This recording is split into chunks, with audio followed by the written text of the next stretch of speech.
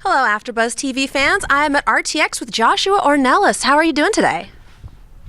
I'm doing well. The coffee hasn't kicked in yet, but I'm getting there. So it's one of those days, huh? Yeah, I'm still turning on, but we'll be fine. It's gonna be a fun day. Well, good. What are you looking forward to today at the con? So today the big thing is the RVB panel, and I just have to say people are not ready for what we're gonna show. I am super excited for everything that's gonna happen at that panel. We're gonna blow everybody's mind. Oh, we will be there with bells on. I am super stoked to see that. What has been your favorite thing to do with RVB so far? Your favorite shot to animate, your favorite character? Like, what's just been the pinnacle at this point? So during season 13, we had to basically crunch a bunch of stuff at the end of the season to try and meet a deadline. But one of those things, the very last thing we did was the Sarge 2 trailer.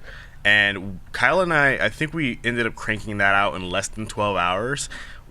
Through all the delirium and just the tiredness, it might be the best thing I've ever done at this company. Just flat out, it's incredible. The shots we managed to get, some of the composite jokes we did, just like I look back at that and I'm like, I will never amount. My life is over. I can done. I'm like I can die. Like that's it. That is the shining star of my animation career. Yes. What has been the most difficult thing for you to do on RVB? The shot that just wouldn't work, the character who kept dying when they weren't supposed to. Like, what's been the roughest thing to do?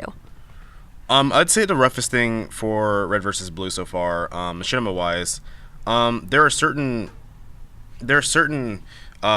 slow scenes where it's maybe two characters talking. For example, Doyle and Carolina talking on the. I'm losing my mind.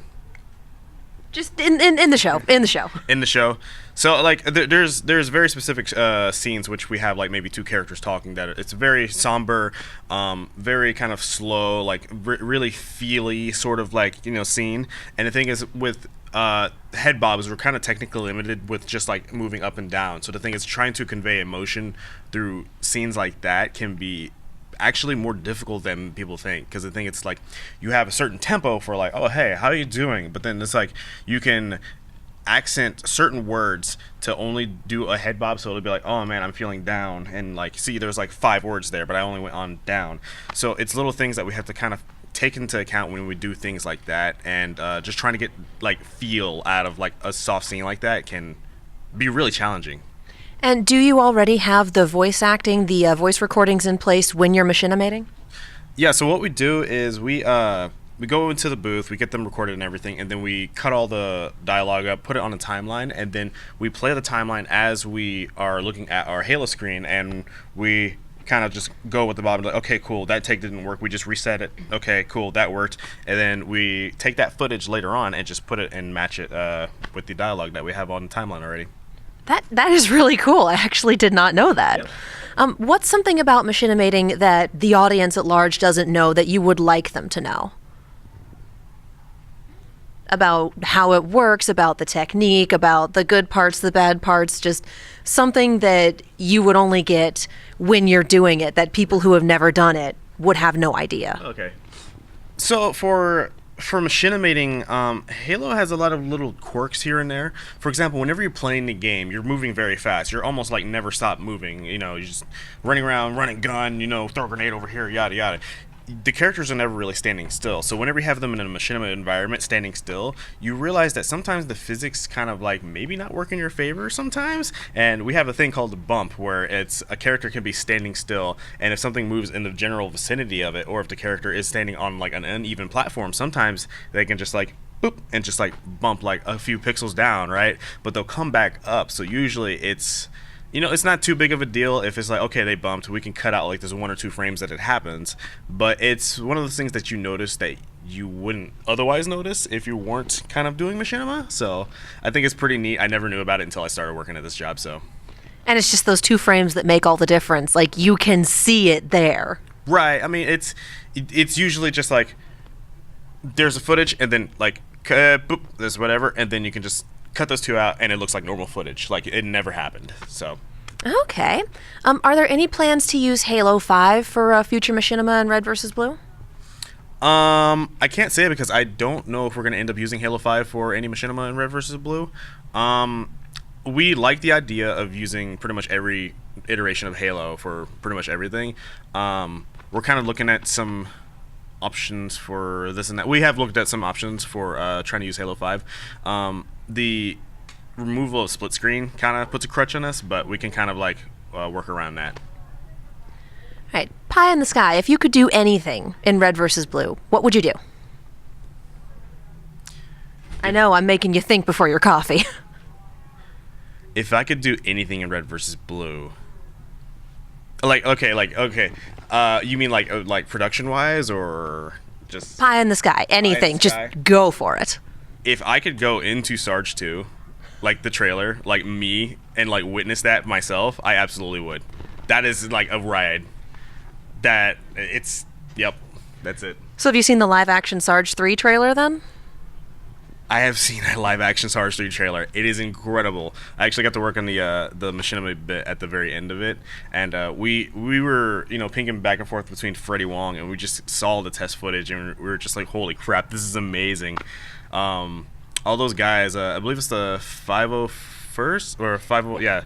Those guys are incredible at what they do, and just having all of those people on screen at once, and like, of course, Freddie Wong explosions and crazy, cinema like action. It's amazing. So let's talk a little bit about Ruby. You're the voice of Sage, who has been a fan character since a fan favorite character since the first moment he showed up on screen. And now we've seen that we're going to start getting some of Team Sun in Ruby Chibi. What would you like to have Sage do in Ruby Chibi? I honestly don't know. So the only thing that Sage has done in Ruby so far is pretty much just yell at Neptune and then just get his ass whooped promptly afterwards. Oh. Maybe just a little bit more yelling at, Neptune. I think everyone could stand to yell at Neptune a little bit. Yeah. And where would you like to see his character go in Ruby as a series? For Sage in Ruby, I think it's just going to be more so just kind of accenting what's happening just with Team Sun altogether. So just kind of following, Sun, Neptune, Scarlet, all those guys. As far as where they're going, I can't be 100% sure, but I'd like to see a little bit more of them. You'll just be along for the ride. It's good. Yeah. Awesome. We actually had a couple of fan questions on Twitter about Super Smash Brothers. I assume you play that a lot. I play a lot of Super Smash Brothers. I also watch a lot of Super Smash Brothers. I'm actually like super huge into like watching competitive Melee. I watch a lot of Mango. I have a Mango wristband here. I'm one of his subs on Twitch and everything. But yeah, the competitive scene is just like super nice, and like it's such a high skill level. Like it's such a huge learning curve, and then just a high skill cap. And just watching just like all the technical stuff, like I am nowhere close to anything like super good competitively, but it's incredible to watch because like just watching like it's frame perfect like execution of just like certain things here and there, one after another, and it's mind blowing to watch. Like a game that I was playing like 15 years ago, I'm just like, oh yeah, this is pretty cool. Played at a whole new level I would have never dreamed of. So it's almost art at that point. Yeah, it's vicious, visceral art. Who do you main? In in Melee, I main Falco, and in Smash 4, I main Roy. Really, Roy? Mm-hmm. Yep. Any particular reason? I don't know. It just fits my playstyle best, so that's all I can really say. And one of the Twitter question was worded a little strangely, but if you could smash a character in Smash, who would you smash? I think it's who would you drop from the roster. I'm not sure. Who would I drop from? Well, it also depends on which Smash game. If Melee, probably Ice Climbers. I don't think they're a particularly good set of characters. The thing is about Ice Climbers, they have a set of moves. They have a move called a wobble, which is basically an infinite grab. And basically, if you can grab somebody infinitely, just like wobble them and just like cause damage, and then you can smash them off the screen. And it's like that's it. It's like it's cheap. It's pretty cheap. But it usually doesn't work on the most top players because the thing is usually they're moving too fast to do anything against that. So those. Yes. All right. Is there anything else you want to tell the fans? Let them know about the con. I would say just watch Red versus Blue. Do that, and watch the RVB panel because it's going to be mind blowing. Well, thank you so much for joining us. Have a good day. You too.